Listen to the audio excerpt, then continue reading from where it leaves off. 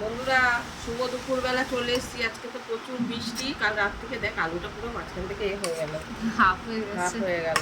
আর একটা আলু তুলি, আর এই তো হলো ডিম। বৃষ্টির দিনে ভাবলাম একটু বিরিয়ানি খাই। কিন্তু মাংস তো আমাদের এখানে বসেনি, আর এখন কেন জানি না আমি ঠিক পছন্দ করি আর না, মেয়ে মাংসটা পছন্দ করে না। কেমন যেন নিরামিষ ভোজি হয়ে যাচ্ছে।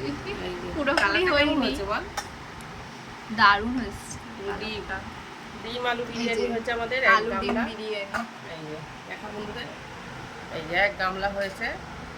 মিক্স, একটু হালকা হালকা মিক্স করতে হবে। এই নিচ দিয়ে তুললেই হয়ে যাবে। এই আলুটা গোটা আছে। এই যে কে কে আমার মতো বিরিয়ানি পাগল বলুন। সাথে নিচ্ছি একটু পেঁয়াজ, বেশ কিছু নেবো না, লঙ্কা কিন্তু। আর একটু ভাতের সাথে ভাতও করেছি, ভাতের সাথে করেছি এই যে এখানে করেছি সয়াবিন, ওল কচু, আলু দিয়ে একটা রসা টাইপের তরকারি, আর হচ্ছে চিচিঙ্গা ভাজা। ভাতের সাথে আর খাওয়ার ভাতের জন্য। সাথে খাওয়ার জন্য, আর হচ্ছে চাটনি। আর পরে খাবো এই যে পাকা পেঁপে আর আম।